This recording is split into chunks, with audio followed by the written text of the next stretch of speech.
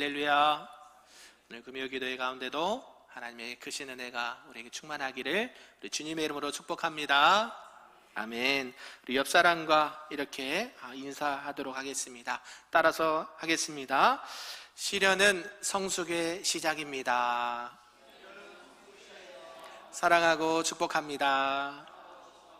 네, 그렇습니다. 오늘 이제 지난번까지는 에베소서 말씀을 끝나고 어디 말씀을 전할까 기도하면서 야고보서를 해야 되겠다라는 마음을 주셨습니다. 그래서 오늘 야고보서, 이 금요 기도에 야고보서를 볼 텐데요. 구약에 보면 잠언이 있지 않습니까? 그렇죠? 네, 신약의 잠언이라 불리는 게 바로 야고보서인데요. 이 야고보서를 계속 금요 기도회 때마다 살펴보면서 그리스도인들이 살아있는 믿음을 어떻게 이 세상 가운데 증명하고 살 것인가 라는 주제로 계속 말씀을 살펴보도록 하겠습니다. 오늘 이 야고보서 배경을 보니까요, 하나님과 주 예수 그리스도의 종 야고보는 흩어져 있는 12지파에게 문안한다 라고 시작을 하고 있습니다.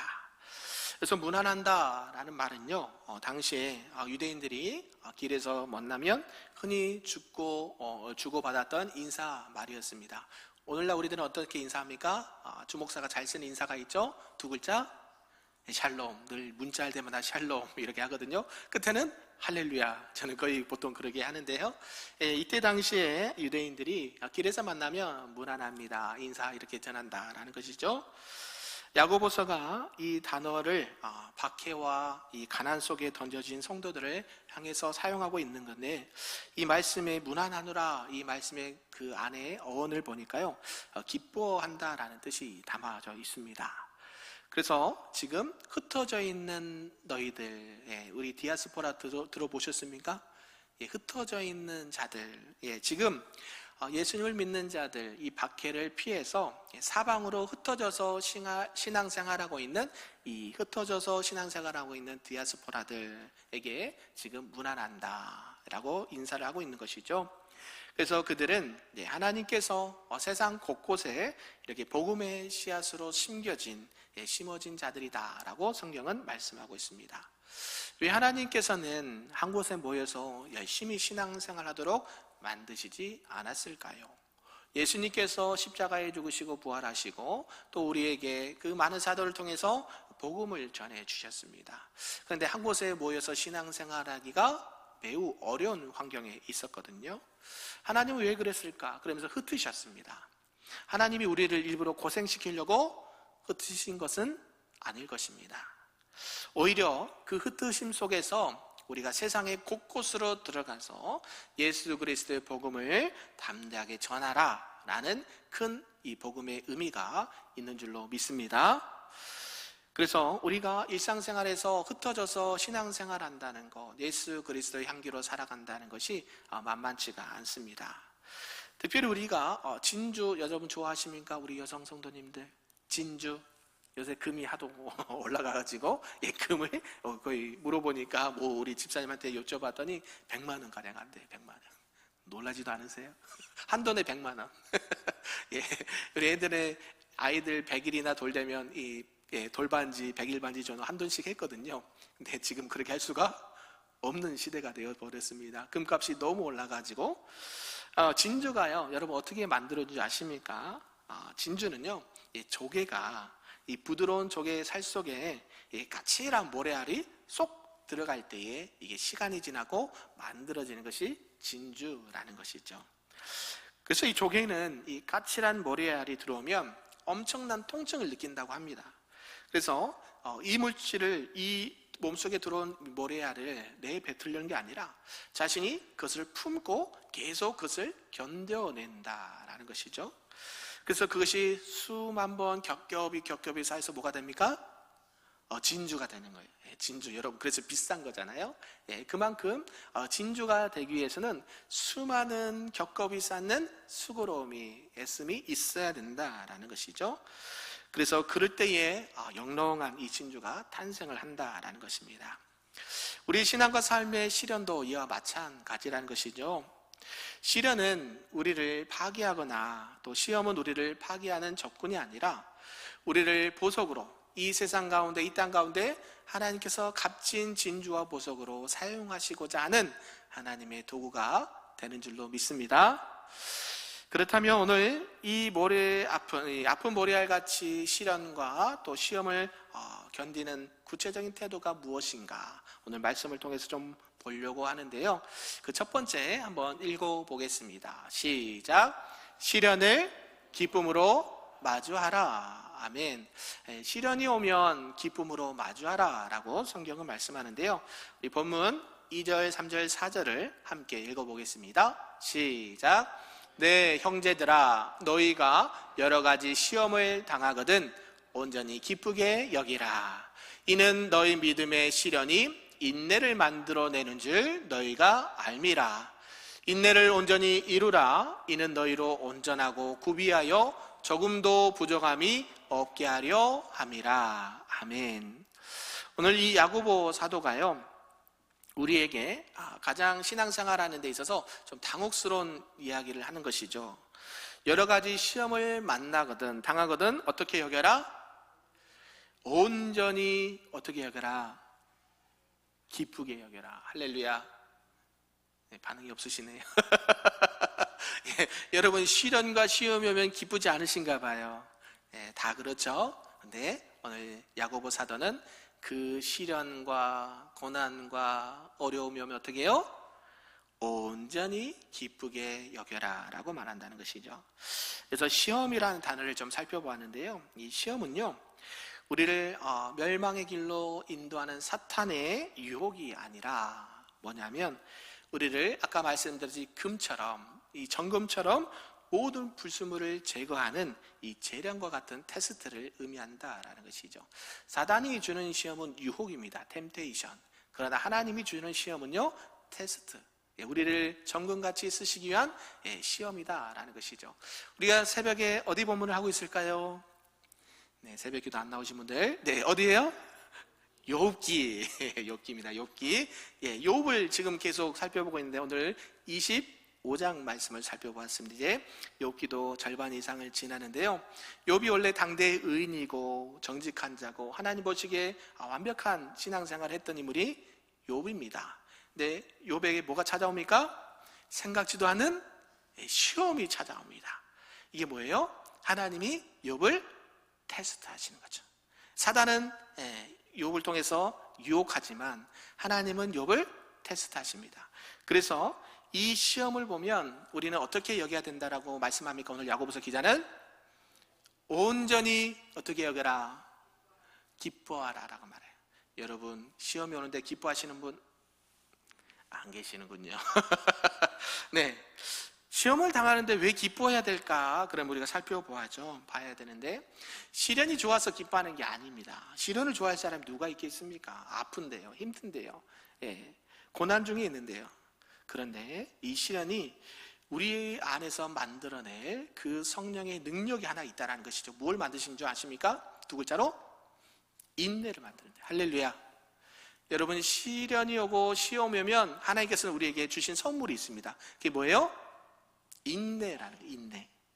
이 인내라는 단어를 봤더니요, 히포모네라는 단어가 쓰였는데요, 이 아래를 뜻하는 히포하고 머물다라는 뜻의 메노가 합쳐진 말이 히포모네, 이 아래, 이 시련, 인내라는 뜻을 가지고 있다는 것이죠. 그러니까 이 고난이 오게 되면 이 고난을 내 마음대로 치워버리거나 도망하는 것이 아니라 하나님의 목적이, 하나님의 뜻이 온전히 이루어질 때까지 그 고난과 시련의 무게를 묵묵히 그 자리에서 아래서 지키는 능력이 바로 인내라는 것이죠. 인내. 저와 여러분들이 인내할 수 있기를 주님의 이름으로 축복합니다. 시련이 있습니까? 그러면 인내하시길 바랍니다. 다윗이요, 구약의 다윗을 보면 그는 사무엘 선지자를 통해서 기름 부음을 받았습니다. 너는 이스라엘의 뭐가 될 거다? 왕이 될 거다. 그러니까 이제 너는 몸도 마음도 더 바르게 해야 되고 하나님을 기쁘시게 여기라, 이렇게 하지 않았어요. 기름 부어서 하나님이 너를 왕으로, 이스라엘 왕으로 쓸 거야 하고 난 다음에 언제 왕이 됐습니까? 10년 이상의 시간이 걸렸어요. 아니, 지금 그때 가서 차라리 기름을 부어주시지 왜 하필이면 미리 기름 부어주셔가지고 10년 동안 어떤 생활합니까? 도망자 신세로 힘든 그 아둘람 굴과 또 사울의 칼날을 피해서 광야 생활을 했다라는 것이죠. 엔게디 황무지로 아둘람 굴로 흩어지는 이 흩어진 인생을 살았던 인물이 다윗이었다라는 것입니다. 인간적으로 사람적으로 보면 10년이나 세월이 깁니까 짧습니까? 여러분 대답을 해주십시오. 여러분 대답이 없으면 힘들어요. 이 10년이라는 시간이 짧습니까 깁니까? 길어요. 그런데요, 이 10년이라는 시간이 하나님의 관점에 보면 그냥 버려지는 시간이 아니라는 것이죠. 인생을 낭비한 시간이 아니라 그 시간이 하나님께서 우리 다윗을 통해서 뭘 주셨냐면 인내라는 것이었다. 인내. 원래 다윗은 직업이 무엇이었습니까? 목동이었죠. 목동. 이 목동의 그 험한 인생을 다 내려놓고 너는 이스라엘 왕으로서의 마음가짐과 준비를 10년 동안 하는 것입니다. 그 힘들고 광야 생활, 그 피난자의 생활, 그 도망자의 생활을 10년 동안 하면서 무엇을 느꼈을까요? 인내함을 배우게 됩니다. 광야라는 그 시련의 학교가 없었다면 이스라엘의 가장 위대한 성군으로 다윗은 아마 서지 못했을 것입니다. 결국 이 다윗의 모습을 통해서 우리에게 말씀하시는 것은 이 시련과 또 시험은 하나님이 우리를 왕같은 제사장으로 만드시라는 가장 필요한 시간이다라는 것을 우리가 꼭 기억하셨으면 좋겠습니다. 사랑하는 성도 여러분, 혹시나 지금도 저와 여러분을 짓누르고 있는 시험과 시련이 있으십니까? 야고보서는 말씀합니다. 인내를 온전히 이루라 라고요. 저와 여러분들이 시험과 시련을 만났을 때에 기쁘게 여기고 인내함으로 하나님의 영광을 바라볼 수 있기를 주님의 이름으로 축복합니다. 그래서 온전하다라는 것은요, 결함이 없고 완벽한 상태를 말한다라는 것이죠. 하나님 앞에 섰을 때에 저와 여러분들이 아무런 부족함과 결함이 없이 완벽한 자로 쓰임받을 수 있기를 주님의 이름으로 축복합니다. 그런 가운데 우리는 어떻게 하나님께서 이 시험과 시련이 오면 그냥 도망가거나 또 비명을 지르기보다 하나님의 선하신 계획을 바라볼 수 있는가, 어떻게 하면 온전한 기쁨을 누릴 수 있는가를 말씀하시는데요, 그 두 번째 말씀을 한번 읽어보도록 하겠습니다. 시작. 오직 기도로 지혜를 구하라. 오직 기도로 지혜를 구하라고 우리에게 권면하고 있는데요, 우리 본문 5절에서 조금 길지만 8절까지를 함께 읽어보겠습니다. 시작. 너희 중에 누구든지 지혜가 부족하거든 모든 사람에게 후히 주시고 꾸짖지 아니하시는 하나님께 구하라. 그리하면 주시리라. 오직 믿음으로 구하고 조금도 의심하지 말라. 의심하는 자는 마치 바람에 밀려 요동하는 바다 물결 같으니 이런 사람은 무엇이든지 주께 얻기를 생각하지 말라. 두 마음을 품어 모든 일에 정함이 없는 자로다. 아멘. 시련과 이 시험을 기쁨으로 이렇게 맞이하기로 결단한 우리들에게 필요한 것들이 있다라고 야고보 기자는 말하고 있다는 것이죠. 이제 그러한 시련과 이 시험의 상황들을 견뎌낼 힘을 넘어서 이제는 이 상황이 왜 나에게 일어나게 됐는지, 또 그때마다 우리는 어떻게 행해야 되는지를 우리는 알아야 된다. 그러니까 여러분, 시험과 시련이 올 때가 있습니까? 없습니까? 있습니다. 그러면 그냥 시험이 오는가 보다, 시련이 오는가 보다 이렇게 그냥 넘어갈 게 아니라 왜 나에게 이런 시련과 아픔이 왔는지를 살펴보아야 된다라는 것이죠. 그래서 5절에 말하죠. 너희 중에 누구든지 지혜가 부족하거든 모든 사람에게 후히 주시고 꾸짖지 아니하시는 누구에게 구하라? 하나님께 구하라. 그리하면 뭐 하신다? 주시겠다.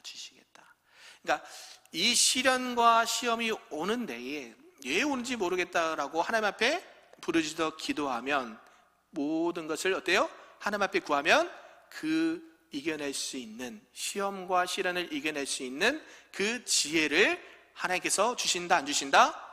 반드시 주신다라는 것입니다. 우리가 말하고 있듯이 모든 것이 부족하거든, 지혜가 부족하든, 이게 어떤 우리가 어떤 세상의 어떤 것들을 구하고자 하는 것이 아니라 시험과 시련이 왔을 때에 하나님 앞에 구해봐라, 간절히 구해봐라. 그러면 하나님께서 그 시험과 시련이 왜 왔는지, 또 우리는 어떻게 대처하고 이 상황을 이겨낼 수 있는지 하나님께서 뭘 주신다고요? 지혜를 주신다는 거예요. 여기서 말하는 지혜, 우리가 말하는 잘들을 알고 있는 소피아가요, 세상의 어떤 지식이나 IQ를 말하는 게 아닙니다. 이 고난의 이면에 있는, 시험과 시련의 이면에 있는 그 이면에서 하나님이 일하시는 하나님의 손길과 하나님의 뜻을 읽어내는 영적인 안목을 지혜다라는 것이죠. 세상에는 지혜가 있고 지식이 있습니다. 지식은요, 여러분들이 학교 다니고 또 생활하면서 습득하는 모든 것들이 지식이 됩니다. 이것도 매우 필요하죠. 그런데요, 이게 어떤 우리 이성적으로 배운 학문으로 이해가 되지 않는 것들이 있습니다. 우리 욥 마찬가지죠. 도저히 이성으로는 생각되지 않아요. 왜 그런 시련이 왔는지 욥은 알 수가 없습니다. 세 친구가 오죠. 엘리바스와 빌닷과 소발이, 너는 죄를 지었기 때문에 이 고통을 받고 있는 거야. 아무리 얘기하지만 욥은 그 마음을 받아들일 수가 없습니다. 왜요? 나는 하나님 보시기에 죄를 짓지 않았거든. 너희들이 말하는 나는 그런 죄인이 아니야. 나는 하나님 보시기에도 완벽하고 정직하게 행했던 사람인데 왜 이 고난이 내게 왔는지는 몰라. 나중에 알게 되죠. 42장에 하나님의 주권이었다는 거, 하나님께서 나를 정금같이 쓰시고자 하는 하나님의 큰 구원의 계획이 있었다는 것을 나중에 알죠. 왜요? 하나님께서 뭘 주셔서 욥에게 지혜를 주신 거예요. 시가서, 그죠? 잠언, 지혜서죠. 욥기에도요, 이 하나님의 놀라운 지혜와 잠언이 들어 있습니다. 우리가 그냥 고난받는 사람 욥만 생각하는데요, 그 안에 이면에 하나님의 숨은 지혜가 들어 있어요. 그러니까 어떤 시적인 표현을 하면서 어때요? 일반적인 우리 대화의 말과는 좀 다르죠. 깊이 묵상해야 그 뜻을 알고, 깊이 이해해야 친구들이 하는 말이 무슨 말인지 알고, 하나님이 무슨 의도로 지금 욥에게 이런 말을 하게 하는지를 알게 된다라는 것이죠. 하나님은요, 이 지혜를 구하는 자에게 어떻게 주시는가 봤더니 후히 주신다라고 말하는, 후히, 너그럽게 많이 풍족하게 주신다는 건데요, 이거는 단순하게 조건 없이라는 단어가 있습니다. 하나님 앞에 여러분들이 지혜를 구하면 하나님이 아무런 조건 없이 주신다. 할렐루야. 여러분들이 하나님 앞에 지혜를 구하시기를 주님의 이름으로 축복합니다. 여러분들이 어떤 실수를 했거나 얼마나 연약하든지 상관하지 않으십니다. 하나님은 여러분들이 시련 가운데 하나님 앞에 부르짖어 간구할 때에 하나님께서는 그 어려움들을 이겨낼 수 있는 뭘 주셔요? 지혜를 주신다. 이 사실을 꼭 기억하시길 바랍니다. 우리 구약에 보면 솔로몬이 1000번제를 드린 적이 있습니다. 1000번제를 드리면서 하나님께서 솔로몬에게 물어보죠. 솔로몬, 너무 이렇게 기분이 좋다. 내가 너에게 기도하면 기도 제목을 들어줄게 라고 말하죠. 뭐 줄까? 라고 물어봅니다. 그러니까 솔로몬이 뭘 달라고 합니까? 지혜를 달라고 그래요. 지혜. 여기서 말하는 지혜가 무엇일까? 그래서 우리가 세상의 부귀영화를 구하는 것이 당연한데 솔로몬은 그때 당시에 하나님 앞에 부귀영화를 구한 게 아니라 지혜를 구했는데요, 열왕기상 3장에 보면 이 솔로몬이 구한 이 지혜의 본질이 나옵니다. 그 본질은 뭐냐 봤더니 듣는 마음을 구했다라는 것이죠. 무엇을 듣기를 원했을까요? 수많은 이스라엘 백성들, 하나님께서 맡겨주신 이 이스라엘 백성들의 시련, 고난, 어려움의 문제들을 이제 듣고 내가 결정을 해주고 판단을 해야 되는데 저는 너무나도 부족해서 그것을 할 힘이 없습니다. 하나님, 그래서 나에게 뭘 주세요? 지혜를 주시옵소서 라고 간구했다는 것이죠. 하나님의 마음을 듣고자 하는 그 마음이 뭐예요? 지혜라는 지혜. 아멘이신가요? 그때 하나님은 어떻게 하셨어요? 지혜뿐만 아니라 더 많은 부귀와 영화도 함께 주신 줄로 믿습니다. 우리가 잘 알듯이 솔로몬 시대만큼 부귀와 영화를 누린 사람이 있었을까요? 없었을까요? 없었습니다. 그래서 우리가 이 시험과 시련의 한복판에서 우리가 구해야 될 지혜도 바로 이와 같다라는 사실이죠. 주님, 이 고난과 시련을 통해서 하나님이 나에게 하시고자 하는 말씀이 무엇입니까? 하나님의 음성을, 하나님의 마음을 듣기를 원합니다. 아멘. 이렇게 기도하시고 나가시기를 축복합니다. 그러면서 야고보는 이 지혜를 구할 때에 경계해야 될 태도를 함께 말씀하시는데요, 바로 이 두 마음을 경계해야 된다라고 말합니다. 여러분, 하나님 앞에 기도하신 적 있습니까? 하나님 앞에 간구하신 적 있으세요? 무엇인가를 내가 물질이 됐든지 뭐 건강이 됐든지 사업이 됐든지 여러분들이 기도하는 제목이 있습니까? 없습니까? 있지요. 그때 기도할 때 뭐를 주의하라고요? 두 마음을 품지 않도록 주의하라라는 것이 주의하라. 이 두 마음요, 딥시코스라는 단어가 쓰는데요, 이 두 개의 혼을 가졌다라는 의미로 쓰였습니다.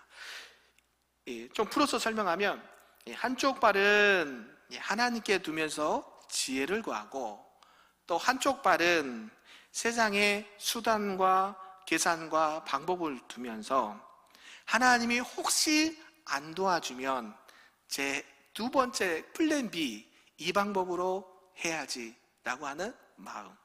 이해되십니까? 두 마음이 어떤 마음인지 아시겠습니까? 한쪽은 하나님 앞에 있어서 하나님 도와주세요, 지혜를 주세요, 하나님 마음을 알게 해주세요 하는 마음과, 한쪽 발은 세상의 방법으로 내가 취할 수 있는 계산적인 방법으로 나아가는 것. 그러면서 혹여나 하나님이 응답하지 않으시면 뭘 선택하려고? 세상의 방법을 선택하는 그 마음을 주의해야 된다라고 성경 말씀합니다. 이런 자는 바람에 밀려 요동하는 자와, 이 요동하는 바다 물결과 같다라고 말합니다. 그리고 이런 자는 주께 무엇이든 얻기를 생각하지 말아라 라고 하는 것이죠. 사랑하는 성도 여러분, 기도는요, 여러분들의 어떤 소원만을 나열하는 것이 아니다라는 것입니다. 내 마음의 중심과 내 인생의 주권이 오직 누구에게만? 하나님께만 있다. 아멘. 하나님께만 고정할 수 있는 저와 여러분 되기를 주님의 이름으로 축복합니다. 그래서 어떻게 기도하냐면, 하나님 아니면 안 됩니다. 하나님이 도와주시지 않으면 안 됩니다. 이런 간절함과 절박함으로 하나님 앞에 간절히 엎드려 기도하는 자에게 하나님께서는 반드시 이 고난과 시련을 뚫을 수 있는 하늘의 지혜를 우리에게 주실 줄로 믿습니다. 그런 하나님의 은혜가 우리 모두에게 충만하기를 주님의 이름으로 축복합니다. 그럴 때 하나님은 어떻게 해주시는가 봤더니요, 후히 주시고 꾸짖지 아니하시고 풍성하게 응답해 주실 줄로 믿습니다. 아멘. 그러면서 하나님께서는 이 야고보 기자를 통해서 세 번째로 한 말씀이 있는데요, 함께 읽어보겠습니다. 시작. 영원한 가치에 소망을 두라 라는 말씀인데요, 우리 본문 9절에서 11절까지를 함께 읽어보겠습니다. 시작. 낮은 형제는 자기의 높음을 자랑하고 부한 자는 자기의 낮아짐을 자랑할지니 이는 그가 풀의 꽃과 같이 지나감이라. 해가 돋고 뜨거운 바람이 불어 풀을 말리면 꽃이 떨어져 그 모양의 아름다움이 없어지나니 부한 자도 그 행하는 일에 이와 같이 쇠잔하리라. 아멘. 지금 야고보는요, 이 시련과 시험의 문제를 아주 실제적인 삶의 현장으로 끌어오면서 이 경제적인 위기와 또 인생의 덧없음을 이렇게 이야기를 하고 있습니다. 여러분, 인생에서 가장 큰 문제, 무슨 문제인가요? 가장 큰 시험 중에 하나 무슨 문제인가요? 여러분 이해하기 쉽게, 가장 큰 문제 무슨 문제예요? 아무도 없으신가 봐요. 예, 돈이 문제예요, 돈이. 그죠? 바로 이 돈 문제, 이 물질의 문제 이야기하고 있는 것입니다. 낮은 형제는 자기의 높음을 자랑하고 부한 자는 자기의 낮아짐을 자랑할지니 이는 그가 풀의 꽃과 같이 지나갑니다 라고 말합니다. 여기서 야고보는 왜 가난한 자에게 높음을 자랑하라 그러고 부한 자에게는 낮음을 자랑하라고 했을까요? 이것은 세상의 방법과 계산으로는 도무지 이해가 되지 않는, 이성적으로 맞지 않은 이야기를 하고 있거든요. 당장의 이 시련이라는 것을 보면 그 인생의 본질을 볼 수가 있다는 것이죠. 시련이 오고 고난이 오고 아픔이 오면 그 사람의 뭐가 드러난 줄 아십니까? 믿음이 드러나요. 아니신가요? 동의하지 않으십니까? 여러분들의 인생의 가장 바닥이라고 하는 데를 딱 가다 보면 그때서야 여러분들의 신앙의 본질이 어디 있는지 드러나게 돼요. 그래서 가난한 자는 높음을 자랑하고 부유한 자는 낮아짐을 자랑하라는 것이죠. 성경에 보니까 이 인생, 야고보는 인생을 풀의 꽃에 비유를 합니다. 이 중동의 이 광야 지역에는요, 아침에 화려하게 피었다가 낮에 뜨거운 이 사막의 바람이 불면 순식간에 말라 비틀어지는 이 꽃들이 이렇게 깔려 있다라는 것이죠. 아침에는 이 아침 기운을 해서 꽃이 확 피었다가 낮에 뜨거운 바람이 불면 언제 그런 한시 꽃들이 시들어서 고개를 숙인다라는 것이죠. 11절에 보니까 우리 11절 다시 한번 읽어볼까요? 시작. 해가 돋고 뜨거운 바람이 불어 풀을 말리면 꽃이 떨어져 그 모양의 아름다움이 없어지나니 부한 자도 그 행하는 일에 이와 같이 세자나리라. 바로 우리 인생에 닥치는 시련의 바람이 불면 이렇게 된다는 것이죠. 그토록 내가 믿고 있었고 내가 신뢰했던 통장의 어떤 물질이라든지 나의 사회적 명예라든지 이 화려한 배경은 꽃잎들이 힘없이 무너지는 것처럼 무너지게 된다는 것입니다. 시련은 우리 인생에 있어서 무엇이 진짜 안개이고 무엇이 바위인지를 알려주는 도구가 된다는 것이죠. 여러분 타이타닉 그 영화 보셨습니까? 네, 타이타닉 영화 보셨습니까? 네, 이 타이타닉호가 많은 사람들을 태우고 이렇게 유람선 이렇게 타는 건데요. 빙하를 만나서 배가 이제 침몰합니다. 침몰하는데 이때 당시에 이 배가 가라앉기 전까지는 사람들이 파티도 하고 즐기고 자기의 모든 부와 내가 1등석에 있고 내가 어떤 부를 가졌는지를 막 자랑을 합니다. 이 사람은 어디에 유명한 누구고 이 사람은 재산이 얼마고 이 사람의 대학은 어디를 나왔고 이런 많은 것들을 자랑하면서 이렇게 시간을 보내는데요. 어디에 부딪혔어요? 어디에 딱 부딪혔어요? 빙하라는 시련에 딱 부딪혔어요. 그럴 때 어때요? 배는 침몰하죠. 이 침몰할 때에 그들을 살렸던 것은 무엇인 줄 아십니까? 그들이 가지고 있던 재산도 아니고 학벌도 아니고 명예도 아니고 그 딱딱한 나무 구명 보트라는 것이죠. 세상에서 우리가 정말 가치 있다라고 소중히 여겼다라고 생각하는 것들이 이 시련의 이 빙하를 만나면 아무 필요가 없다는 거예요. 그 필요한 것이 우리에게 그때 당시 필요한 건 뭐예요? 예수 그리스도 생명의 구조선인 줄로 믿습니다. 지금 야고보 기자는 이 이야기를 하고 있는 거예요. 너희가 시련을 만나거든 온전히 기쁘게 여겨라. 세상의 그 많은 헛된 것들을 버리고 예수 그리스도 안에 있는 참된 기쁨을 너희들이 발견하길 원한다. 저와 여러분들이 그런 은혜가 있기를 소망합니다. 열심히 물질도 보시고 열심히 사회적으로 성공하시고 열심히 여러분들의 꿈과 성취를 해서 달려가십시오. 그러나 가장 중요한 것은 우리가 언제든지 시련을 만날 수 있는데 그 시련 가운데 우리를 진정 구원해 줄 분 누구밖에 없습니까? 예수 그리스도.